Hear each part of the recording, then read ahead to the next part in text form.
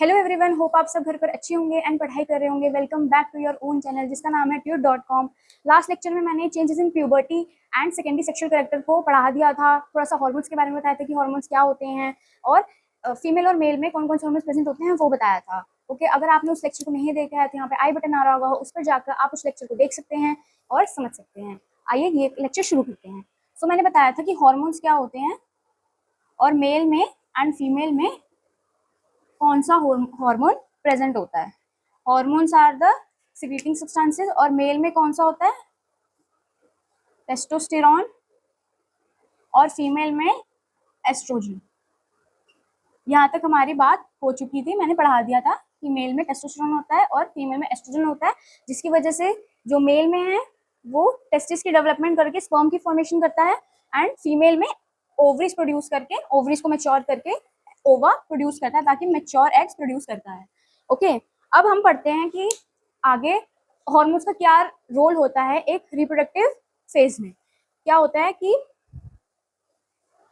हमें पता है कि ये सारे हार्मोन जो हैं वो किससे रिलीज होते हैं, एंडोक्राइन ग्लैंड से। हार्मोन्स किससे रिलीज होते हैं हमें पता है, एंडोक्राइन ग्लैंड से। ठीक है, एंडोक्राइन ग्लैंड से हार्मोन रिलीज होते हैं और जो एक पिट्यूटरी ग्लैंड के बारे में पढ़ा था जो कि इन बहुत से और भी हार्मोन्स को सिक्रेट करने में हेल्प करता है, उसे हम पिट्यूटरी ग्लैंड कहते हैं। मैंने बताया था कि पिट्यूटरी ग्लैंड सबसे ऊपर होता है, देन एंडोक्राइन होता है, देन हार्मोन्स होते हैं। तो सारे हार्मोन जो भी रिलीज होते हैं वो इसके थ्रू होते हैं। अब जब एंडोक्राइन ग्लैंड जो है कुछ रिलीज करता है, कहाँ पे रिलीज करेंगे हार्मोन्स, हार्मोन्स कहाँ रिलीज होंगे, अगर जो ग्लैंड है हमारी बॉडी के अंदर प्रेजेंट है तो हार्मोन हमारी बॉडी के अंदर प्रेजेंट होंगे और किसमें होंगे, हमारी ब्लड स्ट्रीम में। ब्लड स्ट्रीम में जब एक एंडोक्राइन ग्लैंड जो होता है वो रिलीज करता है hormones in the blood stream, हमारी ब्लड स्ट्रीम के अंदर, मतलब हमारे ब्लड के अंदर, तो क्या होता है, it reaches a particular site called what, target site. इसका मतलब ये है कि जब हार्मोन एक रिलीज होता है, जब हार्मोन रिलीज होता है बॉडी ब्लड स्ट्रीम के अंदर, बॉडी में ब्लड स्ट्रीम के अंदर रिलीज होता है, तो वो वहां उस पर्टिकुलर जगह पे पहुंच जाता है जहां पर उसकी बहुत ज्यादा जरूरत होती है, जहां पे उसको इनिशिएट करना होता है, अपना काम करना होता है। उस जगह को हम टारगेट साइट कहते हैं। जैसे कि हमारा जो ग्रोथ हार्मोन है वो हमारे ब्रेन से रिलीज होता है, बट वो ब्रेन तक तो नहीं रहता ना, वो पूरी बॉडी के अंदर जाता है ताकि हमारी पूरी बॉडी की इनिशियली ग्रोथ हो। तो हमारी बॉडी के अलग अलग हिस्से में जाता है, तो उस हम पार्ट्स को क्या कहेंगे, टारगेट साइट, जहाँ पे हार्मोन अपना जो वर्क है वो परफॉर्म कर रहा है। अब देखते हैं कि सेक्स ऑर्गन्स में क्या होता है कि मेल में टेस्टिस होते हैं, वो कौन सा हार्मोन प्रोड्यूस करते हैं, टेस्टोस्टेरॉन। और फीमेल में एस्ट्रोजन होता है जो कि एग्स प्रोड्यूस करता है। ओके, एग्स प्रोड्यूस करता है, तो क्या होता है कि अब मेल ने टेस्टिस ने टेस्टोस्टेरॉन करा एंड फीमेल ने एस्ट्रोजन करा, ये दोनों गैमीट्स हैं, ये गैमीट की फॉर्मेशन करेंगे जिसे कहते हैं, इसमें स्पर्म्स, मेल में स्पर्म्स और इसमें ओवा या फिर एग भी बोल सकते हैं। तो ये जो हार्मोन्स होते हैं ये रिप्रोडक्टिव ऑर्गन्स के अंदर जो है क्या करते हैं, गैमीट्स की फॉर्मेशन करते हैं, जिससे फर्दर क्या होती है, रिप्रोडक्शन होती है और आगे एक बेबी की डेवलपमेंट होती है। जब ये दोनों गैमीट्स हैं, कौन से गैमीट, स्पर्म और एग, ओवा, जो ये गैमीट्स होते हैं, जब ये मिलेंगे आपस में तो एक जाइगोट फॉर्म होगा। ठीक है, तो वो एक फर्दर बेबी की डेवलपमेंट करता है, जाइगोट। ओके, सो ये काम होता है हॉर्मोन्स का सेक्स ऑर्गन्स के अंदर। ये एक रिप्रोडक्टिव फेज में ह्यूमंस के क्या क्या होता है। ओके, ये पढ़ते हैं, एक सेकेंड। यस, अब हमें पता है कि एक रिप्रोडक्टिव मेच्योरिटी कब आती है एक मेल और फीमेल के अंदर, जब वो एडोलसेंस के थोड़ा एज के बाहर हो जाता है। मैंने बताया था एडोलसेंस कब से स्टार्ट होती है, 11, और कब से जाती है 18 to 19% से परसेंट डिपेंड भी करता है कि उसकी एडोलसेंस कहाँ तक जा रही है। बेसिकली इतने ही एज में रहती है एडोलसेंस।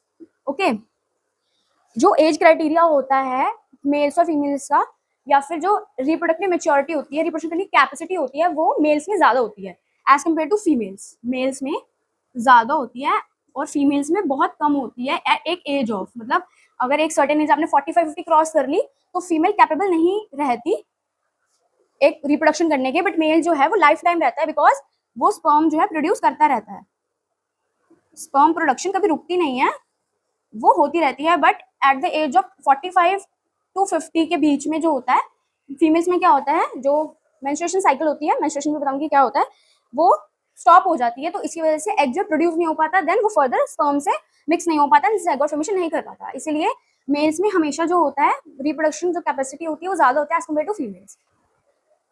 यस, हम पढ़ रहे थे मेंस्ट्रुएशन क्या होती है, ये गर्ल्स में होती है और कब स्टार्ट होती है, at the age of adolescence या at the starting of puberty, जिसमें आ जाता है 13 to 16 या फिर इससे आगे भी जा सकती है, वो पर्सन के पर्सन उसकी हेल्थ पे उसके हार्मोन पे डिपेंड करता है। बट इस एज में प्यूबर्टी में आके जो है मेंस्ट्रुएशन स्टार्ट हो जाती है। मेंस्ट्रुएशन जब फर्स्ट मेंस्ट्रुएशन होती है एक गर्ल को, जब फर्स्ट मेंस्ट्रुएशन होती है, मेंस्ट्रुएशन क्या होती है फर्स्ट ये समझते हैं, shedding of blood along with the blood lining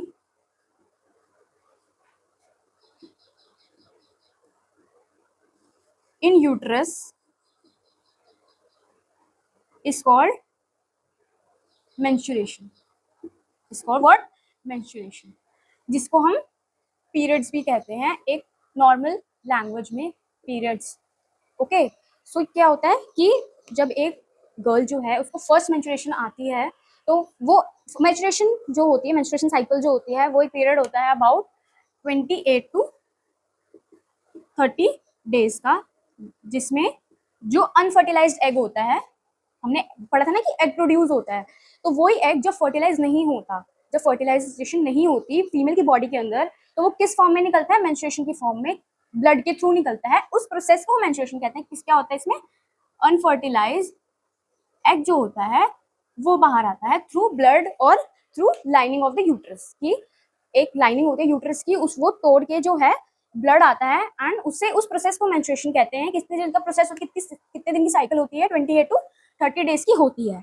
जब एक गर्ल को फर्स्ट पीरियड आते हैं, मतलब उसकी फर्स्ट मेंस्ट्रुएशन स्टार्ट होती है at the age of 13 to 16 या फिर प्यूबर्टी में जब उसकी फर्स्ट मेंस्ट्रुएशन साइकिल अकर होती है, उसे कहते हैं हम मेनाके।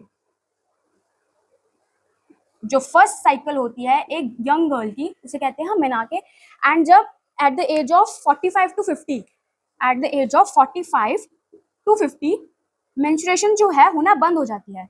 जब मेंस्ट्रुएशन होना बंद हो जाती है, उस टर्म को हम कहते हैं मेनोपॉज। पॉज मतलब रुक जाना, मेन्यू मतलब मेंस्ट्रुएशन, पॉज मतलब रुक जाना, मैंने मतलब मेंस्ट्रुएशन, आर्ट मतलब स्टार्ट होना।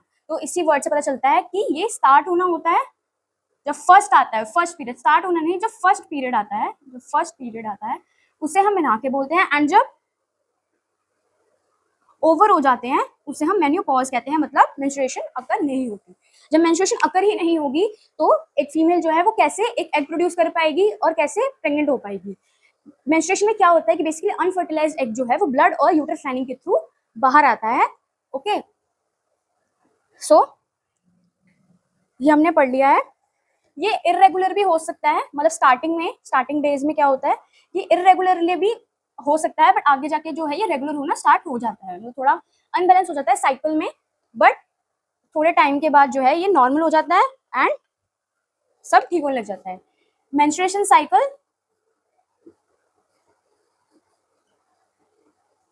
Is controlled by hormones. हमें पता है कि हर एक जो हमारे अंदर प्रोसेस चल रहा है, कोई भी चीज है वो हॉर्मोन्स कंट्रोल कर रहे हैं।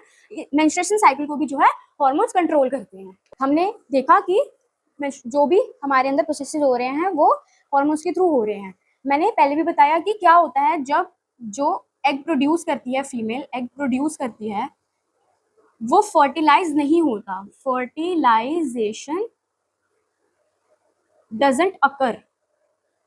सो वो किसकी फॉर्म में बाहर आता है, किसकी फॉर्म में बाहर आता है, अनफर्टिलाइज्ड एग। अनफर्टिलाइज्ड एग जो है वो बाहर आता है थ्रू यूट्राइन लाइनिंग या फिर यूट्रस की लाइनिंग एंड ब्लड, उस प्रोसेस को हम क्या कहते हैं? मेंस्ट्रुएशन। ये एक प्रोसेस, इससे भी हम कह सकते हैं कि हमें पता चल जाता है कि एक फीमेल जो है वो प्रेग्नेंट है कि नहीं है। अगर उसने कंसीव कर लिया होगा, अगर फर्टिलाइजेशन उसकी बॉडी में अकर हो गई होगी, तो मेंस्ट्रुएशन साइकिल जो है वो नहीं होती है, क्योंकि एग तो फर्टिलाइज हो चुका है स्पर्म्स के साथ। स्पर्म्स क्या है? मेल गैमेट्स हैं। तो जब मेल और फीमेल गैमेट्स फर्टिलाइज हो जाएंगे तो वो जाइगोट बना लेंगे, जिसकी वजह से जो है मेंस्ट्रुएशन नहीं होती है और एक बेबी की डेवलपमेंट होती है। इसी वजह से जब जो एग होता है वो फर्टिलाइज नहीं होता है, तो एक वुमेन की प्रेगनेंसी नहीं होती है एंड उसको मेंस्ट्रुएशन हो रही होती है, ठीक है। और अगर फर्टिलाइज हो जाता है तो वो प्रेगनेंसी को राइज देता है।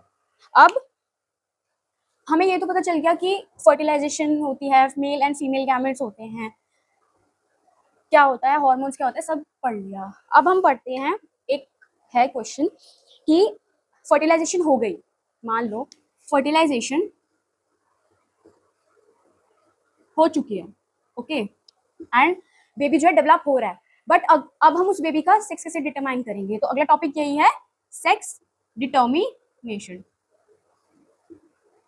ओके, सेक्स डिटर्मिनेशन पढ़ेंगे कि कौन कौन क्या कैसे हम एक बेबी का जो कि अभी भी वॉर्म में है मदर के, उसका सेक्स कैसे डिटरमाइन कर सकते हैं। इसके लिए बहुत सारे टेस्ट भी होते हैं, बट एक हम थ्योरेटिकली पढ़ते हैं कि सेक्स डिटर्मिनेशन कैसे होती है। अब क्या होता है कि जो हमारे जो ये सब चीजें होती हैं वो किस पे डिपेंड करती हैं? Thread like structure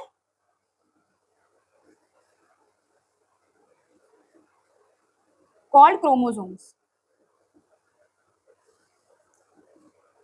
one second, okay, thread like structure called chromosomes, क्योंकि जो हमारे जितने भी कैरेक्टर्स होते हैं वो इन क्रोमोसोम्स में जो है वो फिटेड होते हैं, इन क्रोमोसोम्स के अंदर ही होते हैं।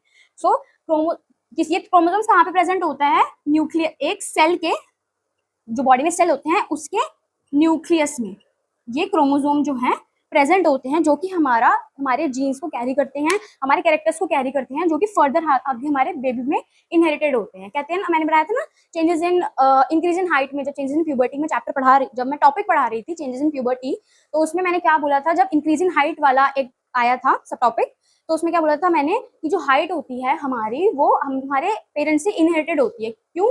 क्योंकि हमारे अंदर हमारे पेरेंट्स के जीन्स प्रेजेंट है, इसीलिए हमारी हाइट जो है उन पर भी डिपेंड करती है कुछ हद तक। ऐसे ही जो भी कैरेक्टर्स पेरेंट्स के अंदर होंगे वो बेबी के अंदर ट्रांसफर होंगे थ्रू दिस क्रोमोसोम्स। ये थ्रेड लाइक स्ट्रक्चर्स होते हैं, ओके। अब हमारे पास 23 पेयर्स ऑफ क्रोमोसोम्स प्रेजेंट होते हैं, एक मेल के अंदर भी और एक फीमेल के अंदर भी 26 pair of 23 pairs of chromosomes present होते हैं, जिसमें से जो 2 क्रोमोसोम्स होते हैं वो क्या होते हैं? सेक्स क्रोमोसोम्स, जो कि कहाँ से रिलीज होते हैं? सेक्स ऑर्गन से, सेक्स ऑर्गन में प्रेजेंट होते हैं एंड वहीं से रिलीज होते हैं थ्रू देयर हार्मोन्स, ठीक है। तो 23 पेयर ऑफ क्रोमोसोम्स होते हैं हमारे पास, जिसमें से 2 क्रोमोसोम जो है वो सेक्स क्रोमोसोम्स होते हैं। अब पढ़ते हैं कि मेल में कौन से क्रोमोसोम्स होते हैं और फीमेल में कौन कौन से क्रोमोसोम होते हैं। देखो, मेल एंड फीमेल, ओके। मैंने बताया कि कितने पेयर्स होते हैं? 23 पेयर्स होते हैं क्रोमोसोम, यहाँ पे लिख देती हूँ, 23 पेयर्स होते हैं क्रोमोसोम्स के, जिसमें से 2 जो है वो सेक्स क्रोमोसोम्स होते हैं, जिसपे एक बेबी का सेक्स जो है वो डिपेंडेंट होता है। अब मेल में जो है वो XY क्रोमोसोम प्रेजेंट होता है एंड फीमेल में XX क्रोमोसोम प्रेजेंट होता है। ये क्रोमोसोम है कि मेल में जो है वो XY प्रेजेंट होगा और फीमेल में XX होगा। अब मेल का प्रोड्यूस करते हैं स्पर्म्स के क्रोमोसोम 2 टाइप के हो गए, एक X एक Y। अब जैसे कि यहाँ पे लगा लो, ये 2 स्पर्म है तो इसमें से एक X होगा एक Y होगा, और फीमेल के पास तो सेम काइंड ऑफ क्रोमोसोम है तो उसके पास एग एक ही है जिसमें same kind of chromosome present करते हैं। अब फर्टिलाइजेशन हुई और रिजल्ट क्या आया कि इसमें से X क्रोमोसोम जो है वो आ गया एंड इधर से तो X ही है, इसके पास तो फीमेल के पास तो एक ही काइंड ऑफ क्रोमोसोम है ना, तो इधर से भी X आ गया। मान लो फर्टिलाइजेशन अकर हुई एंड जो मेल के स्पर्म से हैं वो X क्रोमोसोम्स उधर चला गया, तो क्या बना हमारे पास रिजल्ट? XX। एक्स एक्स तो फीमेल के पास है ना, तो क्या बना, बेबी क्या बॉर्न होगा, फीमेल। ओके, जब इधर से भी एक्स आया और इधर तो फीमेल के पास तो एक्स है ही, जब इधर से भी एक्स आया तो एक्स एक्स क्या हो गया, फीमेल के पास है, तो बेबी क्या होगा, गर्ल होगी, फीमेल होगी। एंड जब वाई क्रोमोसोम यहां से आया एंड यहाँ पे एक्स क्रोमोसोम आया, उसके पास तो एक्स ही है, तो ये एक्स वाई हो गए। एक्स वाई किसके पास है, हमें दिख रहा है मेल के पास, तो बेबी क्या बॉर्न होगा, बॉय। समझ में आया कि हमारे पास बॉडी में एक मेल और दोनों मेल एंड फीमेल के अंदर 23 पेयर्स ऑफ क्रोमोसोम प्रेजेंट होते हैं, जिसमें से जो 2 सेट्स ऑफ क्रोमोसोम्स होते हैं, 2 क्रोमोसोम्स होते हैं हर दोनों की बॉडी में, वो सेक्स क्रोमोसोम्स होते हैं जिसपे एक बेबी का सेक्स डिपेंडेंट करता है। ओके, जिससे पता चलता है कि वो एक फीमेल है या मेल है। ठीक है, अब हमारे पास मेल में कौन से प्रेजेंट होते हैं, एक्स एंड वाई जो है क्रोमोसोम प्रेजेंट होते हैं, एंड फीमेल में सेम टाइप ऑफ प्रेजेंट होते हैं क्रोमोसोम, जिसे कहते हैं हम एक्स एक्स। अगर मेल में से एक्स क्रोमोसोम आया एंड फीमेल के पास तो एक्स है ही, अगर एक्स एक्स फर्टिलाइज हुए, एक्स एक्स क्रोमोसोम बने, तो सेक्स क्या होगा, एक न्यूबॉर्न बेबी का वो जो है एक्स एक्स, क्या क्या दिखा रहा है हमें कि एक्स एक्स फीमेल में होता है। अब एक्स एक्स यहाँ पे मिल गए तो बेबी भी क्या होगा, गर्ल होगी। और जब यहाँ से वाई आया एंड यहाँ से एक्स आया, तो एक्स वाई मिलके क्या बनाएंगे, एक बेबी बॉय, जो कि यहाँ पे भी दिख रहा है कि एक्स वाई बेबी बॉय में होता है। सो इसी तरह से जो हम एक जो न्यू बॉर्न बेबी है या जो अभी वॉर्म में ही है, उसका हम सेक्स डिटरमाइन कर सकते हैं, हम थोड़ा सा अंदाजा लगा सकते हैं कि हाँ ऐसा हो सकता है।